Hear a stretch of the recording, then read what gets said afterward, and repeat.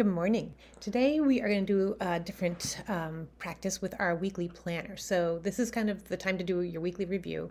And if you saw a few videos back, I talked about using your weekly planner in Canva using a branded template, and that's what we have here is my branded template.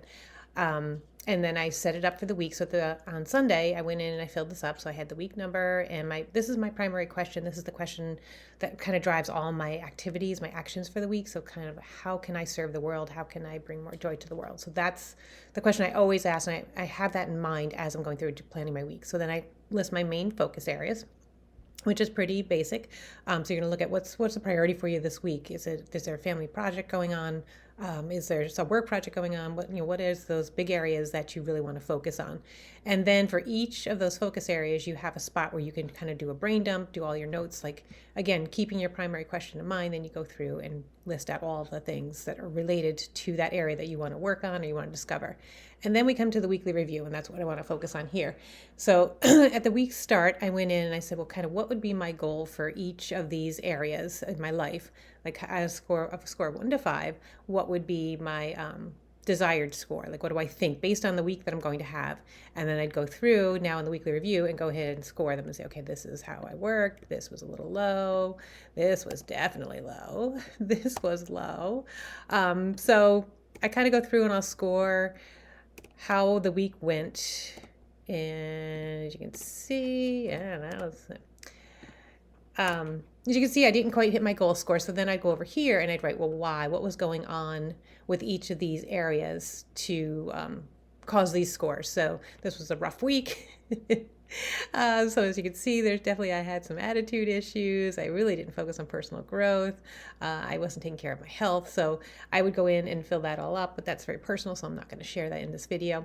But here's where I wanted to really dive into. So after you've got these scores, you've kind of got your week in mind, and you're thinking, what could have made this week 1% better? So you're going to go through and kind of look at the week and say, okay, what could I have done to make this week a little bit better?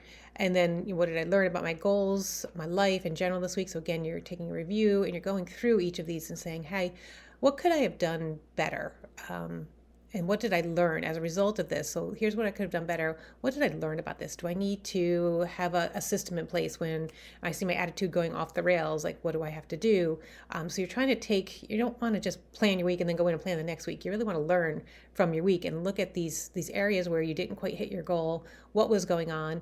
You can also look at these areas that you didn't check things off, like my workouts. I set up a workout, and then when the week came, I couldn't do them. I just was not into them. I wound up doing a lot of walking, but I just didn't do any of my workout plans. And it's like, okay, was it because of my attitude? Was it just because some other distractions? Like, why did my health get such a low score? So that's what you're really looking for.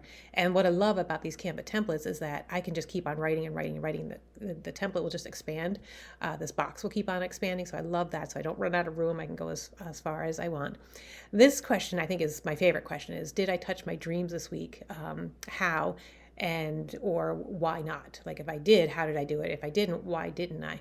And so I actually did that this week. So this was a good week in that regard. So on the business side, things weren't great, but on the touch my dreams side, things were great. So I can really write a lot about how did I touch my dreams. So if you're wondering, like, what does it mean to touch your dreams? It means like you have this vision, there's something, the someday goal, that thing that's out there in the future. And you can do test runs of it. You can do snippets of it. You can do pieces. So say your dream, like one of mine, it was like, I really want to be able to take luxury vacations. Like, I don't want to have to worry about the price tag. I want to go on vacation and have a great time and not be thinking about how much it's costing. And so one of the things that I actually did this week was I went to a hotel that I wouldn't normally have gone to because it was like a prime location. It was right in this resort area and it was right on like the main strip. And so I just stayed one night. So, could have I afforded, 10 days there? No. And I don't even want 10 days there, but I get to stay over the one night. And I said, for this one day, we're going to eat where we want to eat. We're going to do what we want to do. Just one day. We're not going to worry about the budget. So that was a way of touching my dream. If you have a dream maybe to own a certain car, you could go out and test drive it, or you could maybe rent one for a day, or, there's like ways that you could touch your dream, because when you're embodying it, when you're starting to see that it's possible, when you're starting to get used to it, when that dream starts to become normal, that's when your body's expecting it, your mind is expecting it, and it doesn't become something that's out there, it becomes something that's coming.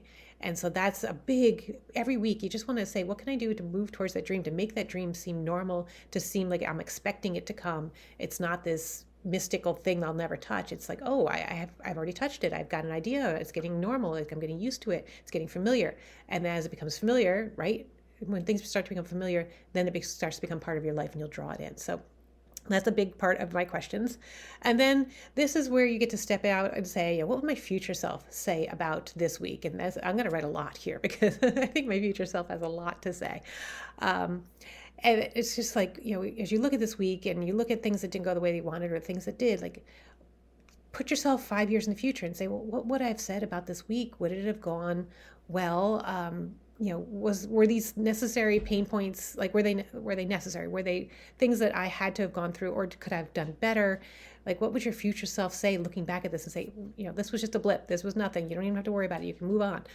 Or would your future self, they say, this was a huge learning lesson for you. This was a great turning point. Things changed for you because of this not so great week. What would that person say who's you down the road? I love that question.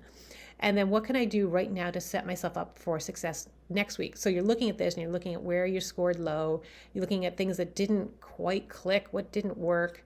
You're looking at your answers to these questions and you're saying, okay, I'm going into the next week. What do I want to do differently? Do I need to look at my workouts differently? Obviously, I do. Do I need to look at my business? Yes, I definitely need to look at that a lot differently. My attitude definitely needs a step up. So what am I going to do? For me, it's going to be a lot more journaling, and here's my oracle card deck. I'm going to do a lot more of that because I need to get into connection with myself. And then the one thing that I recommend that you do after you've done all this, again, if this is your jam, if it's not your jam, I totally get it. But then I would do a reading. So when you've thought about how I could set myself up for success next week, this is a question that I would do a reading on. So I would take your journal cards or your oracle cards or whatever you're using for your journal prompts.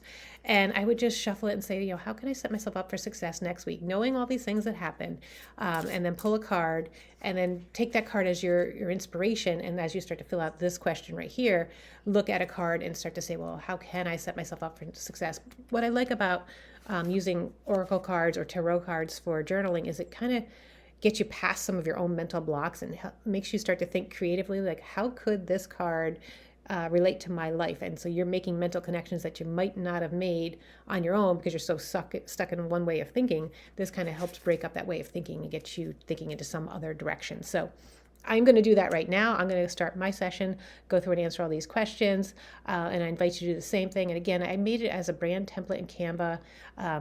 This isn't a tutorial on how to make brand templates, but I think it's a great tool. I love that I have it, and I wish that I could share them with you, but Canva is not set up that way.